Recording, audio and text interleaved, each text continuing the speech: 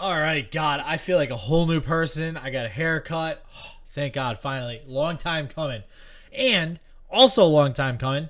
This Bannerman guide. I did actually do a Bannerman guide previously for like before Rising Tides came out, I think. So if you want to check out that video, link is going to be below in the description. We have an updated guide now. This is after patch 1.2. This is after Rising Tides. So lots of changes made to the overall Bannerman deck. Namely that they don't need to splash a region anymore. You can just straight up do mono Demacia, which guarantees a Bannerman. So as always, my name is Justin, also known as Shit Just Works. If you are new to the channel, welcome.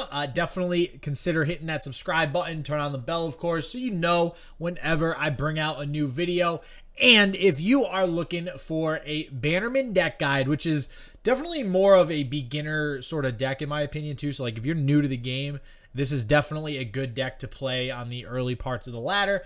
And not just the early parts of the ladder, but just in general as just starting out as a Legends of Runeterra player, because there's a lot of basic concepts in this deck and a lot of basic concepts that this deck utilizes to win, right? There's no crazy way to win. You just throw units on the board that are stronger than your opponents and you outboard value your opponent. So if that's what you're looking for, and especially if you're new to the game, you are in the right spot. As always, we're going to go through 2 games, but before that, we're going to actually do the deck list itself and just kind of go over some of the choices in the list. So let's get to it.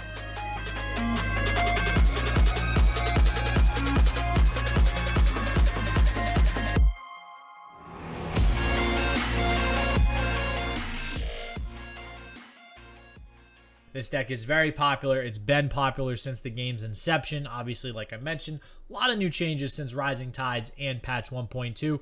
But nevertheless, this is a very common deck list. There's a few changes that you can make that I'll go over with you. But for the most part, you're not really seeing many things different. Even from somebody playing it in Bronze all the way to somebody playing it in Masters level, it's basically the same deck.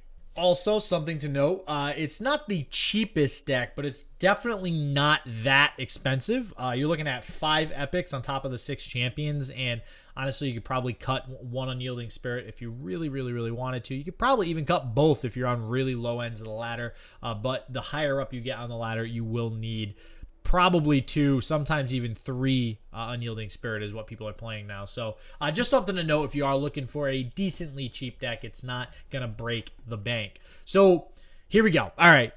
Don't mind the name. I've never really been a fan of Bannerman just because it's such a common deck.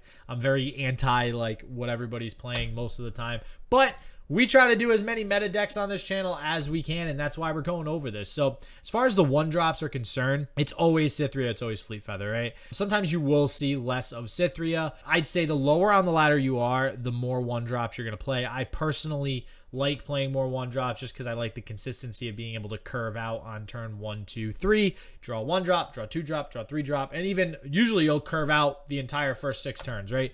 So I definitely like that feeling. I like the consistency, but you do have a worse late game because you're more likely to obviously draw a 1-drop late game, and Cithria is a lot less impactful late game. Fleet Feather is not as bad late game because it still has the Challenger attribute, which can definitely affect the tides of battle. Like I've mentioned before, you can pull a lifesteal unit all the way to the right and avoid your opponent healing for a possible game-winning turn, and that's pretty big as far as a 1-drop is concerned late game. So you could consider cutting a Cithria.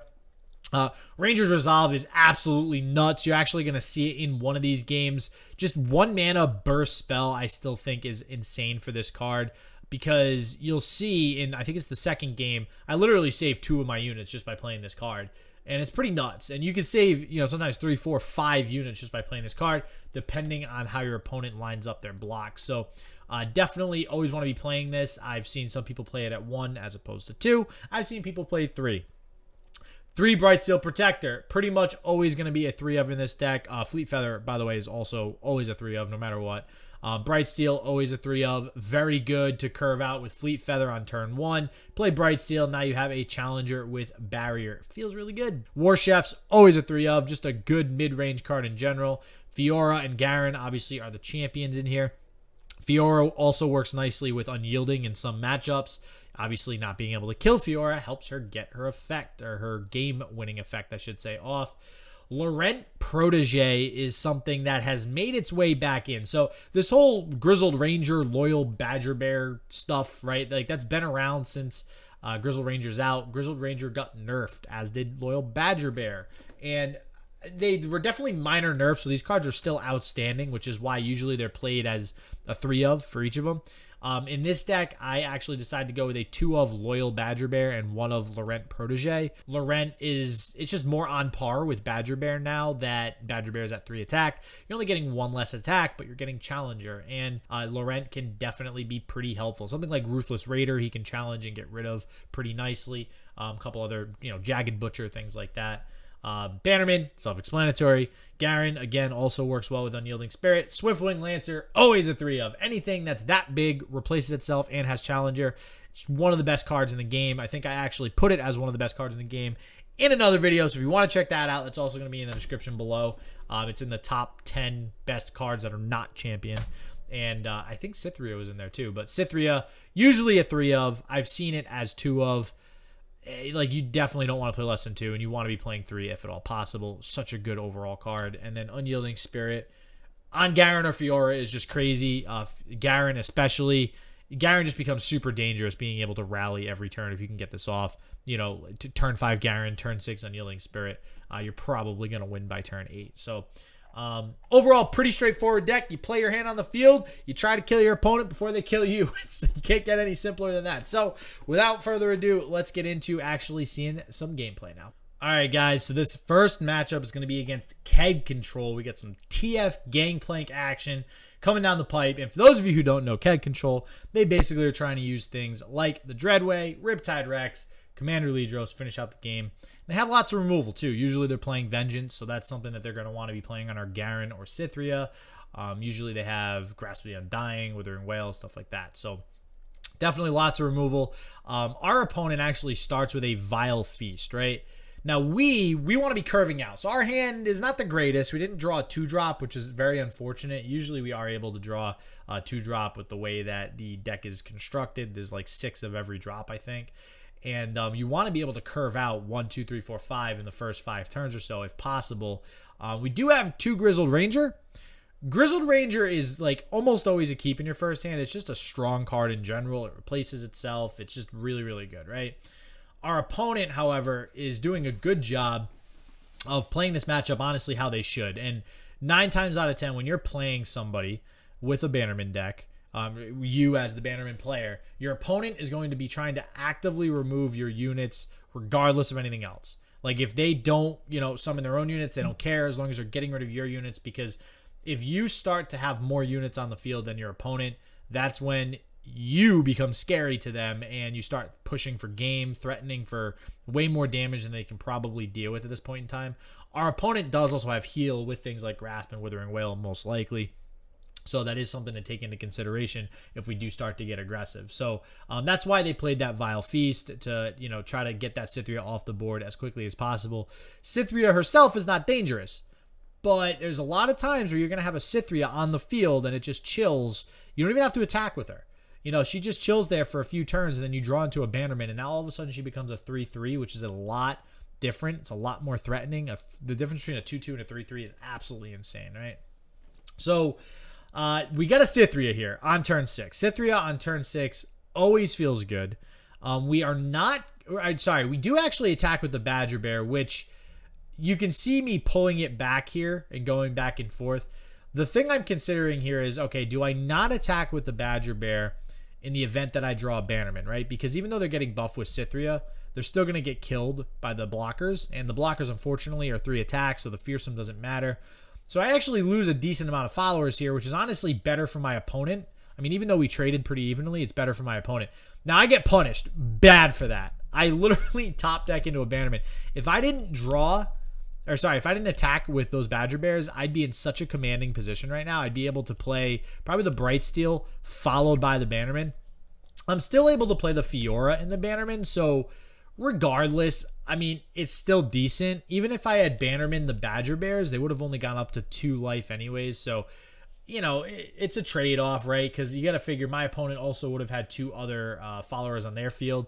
I'm never going to know that my opponent pilfered my own Cytheria. Like, it's just, I'm never going to know that. So honestly, it worked out that my opponent ended up trading his blockers during that turn because he ended up getting a Cythria. That would have just buffed them as well with Fearsome. It would have been a shit show, okay? So ultimately, it seems like it worked out. But those are the things that you have to consider when attacking. You don't necessarily, you want to take trades where your units live, obviously, so doesn't anybody. But more importantly for you, your opponents need to live because you need to eventually buff them with Bannerman. You need to keep that field presence and that tempo going. You can see, like I kind of mentioned earlier, the Vengeance on the Garen, there really wasn't a way for us to play around it. Our opponent was careful to make sure to keep that 7 mana open. Generally speaking, you want to wait until your opponent goes under 7 mana before you play the Garen. Regardless, they probably would have Vengeance it next turn. But maybe if we had waited, possibly played something else, it would have put them in a little bit more awkward of a spot to, maybe burn some mana or just play Vengeance at a very inopportune time, right? Now, make it rain with the keg feels really bad because we are going to lose our Cythria here. And I think I'm honestly considering single combating the keg. Single combat has a lot of value in more like mid-rangey matchups.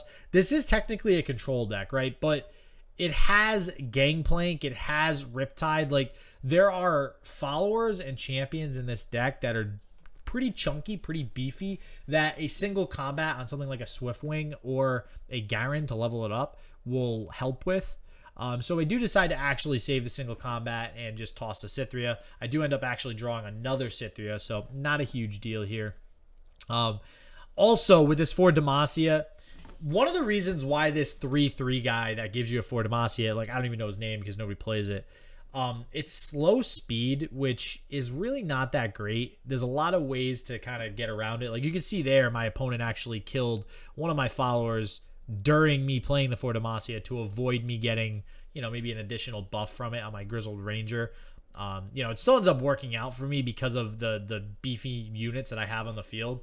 But that's one of the reasons it's not played, because there's so many ways to play around it. You can see there, they actually ripped one of my single combats, so it's good that I kept mine, just to be able to kind of quote unquote, out single combat your opponent. As a rule of thumb, I mean, generally, you want to be the last one to play. Like, let's say you're doing a mirror match. You want to be the last one to play a single combat. And as I've mentioned on multiple casts, generally speaking, the later into the game you get, the more valuable single combat becomes. That's always something that you want to be looking out for. Now, my opponent plays Ladros. This is actually decently scary. Putting the barrier on my Swiftwing, I think, locks it away, though. Sorry, no. He actually gets another blocker out, but I summon the Garen and he actually concedes. So that Ladros was scary, though. It's just, it came a little bit too late. My opponent was too far behind in card advantage to really do anything. And you could see throughout that whole game, I kept the pressure on. And that's what you have to do. Now, this next matchup is Bilgewater Freljord, which is, generally speaking, even though this is Gangplank, which is a little bit of a different build, usually it's Misfortune with Sejuani, but they, especially playing the Ruthless Raider, I see, okay, this is more of a tempo deck. Generally speaking, anything with Sejuani, Freljord, Bilgewater is a tempo deck. So they're going to be trying to kind of one-up me on the tempo, right? So I got to be careful with the trades that I make here. I'm lucky enough to draw a Ranger's Resolve. So I don't really know much about this deck. Like, all right, he plays the Tavern Keeper. And at this point, I'm like, okay, I don't know what he's playing. I know it's probably tempo because of the regions and Sejuani, but I have no idea what he's playing. So he does have a lot of 3/3 units on the field. So all I know is, okay, I need to make smart trades. I need to get as much value off of this Ranger's Resolve as I possibly can in the coming turns, right? All of his units have 3 attack and 3 health as well, which is a big, like, turning point, especially for trading. And then he pops down the Monkey Idol really threw me for a loop. At this point, I don't know what the hell he's playing other than just something that's trying to level up Sejuani a lot. But anyways, I am able to actually pull the Monkey Idol, so he only gets 1 proc of it. I get the Bannerman off as well, which always feels good. You usually don't want to play Bannerman unless you have at least 3 followers on the field. Anything less than that feels kind of bad. It's also not getting really that much value out of Bannerman, especially with the nerf. He used to buff himself. He no longer does. He's only a 3/3 now. So with this Ranger's Resolve, my opponent actually wasn't going to block with the Ruthless Raider. They were considering not doing it. If they did not block with Ruthless Raider, I would not have played the Ranger's Resolve because I only would have saved my Cythria from the Tavern Keeper. And it's not like it's a 1-for-1 trade. This way, I actually save my Bannerman as well. I save 2 units, and I get huge value off of Ranger's Resolve. And that's the exact sort of situation that you want to put yourself in with a Ranger's Resolve when they line up blocks like that. Generally speaking, your opponent's going to try to line up the blocks to stay outside of that happening with Ranger's Resolve. But again, like I mentioned, all of my opponent's followers are 3/3s. That lines up pretty well with damn near anything that they're going to block or attack, right? So I'm almost always going to get good value out of Ranger's Resolve in this matchup or any tempo matchup with Sejuani, right? Even if this was Sejuani Misfortune. So Ranger's Resolve, very big swing card. And you can see because of that, I am able to get field advantage over my opponent that they are just not really going to be able to come back from. This Fury of the North is pretty much like the last-ditch effort to do that and come back from it. But this is the exact situation that you want Unyielding Spirit for, which is to save a Garen. And not just to put it on a Garen. Like, it just feels good, honestly, just playing it on a Garen, right? But you want to usually be responding to something with Unyielding Spirit. You want to get card value out of the Unyielding Spirit too, right? Because if you just play it on Garen, you just lose a card, get an effect on Garen. Over time, Garen will probably kill stuff. You'll be able to get more advantage off of it. But you want to get advantage immediately. We're greedy, okay? We want advantage now, all right? So you want to wait until your opponent, let's say, like targets it with Vengeance, right? If it was the keg control that we were just playing. You want to wait till they target it first, then play the Unyielding. Now you have a much bigger swing. In the case of Vengeance, they're losing 7 mana and a card, and now you have a unit with Indestructible. And you didn't lose anything other than playing the Unyielding Spirit. So it basically becomes a deny at that point, right? So it's pretty good. Now we're at pretty much the last turns of the game. When you're this high up above them, it feels really good. Garen's Judgment, another thing to look out for. End of the game. It is a thing. It can win you the game. All right, guys, and that is it. I hope you enjoyed this Bannerman guide. I hope it was super helpful, especially for anybody who is new to the game. Definitely recommend using this deck to kind of learn and get started, and not only learn, but also do well while learning. It's definitely a deck that doesn't take much to master, and you'll feel really good about playing the game as you get started. So, as always, everybody, stay healthy, stay positive. I hope it just works for you, and peace out.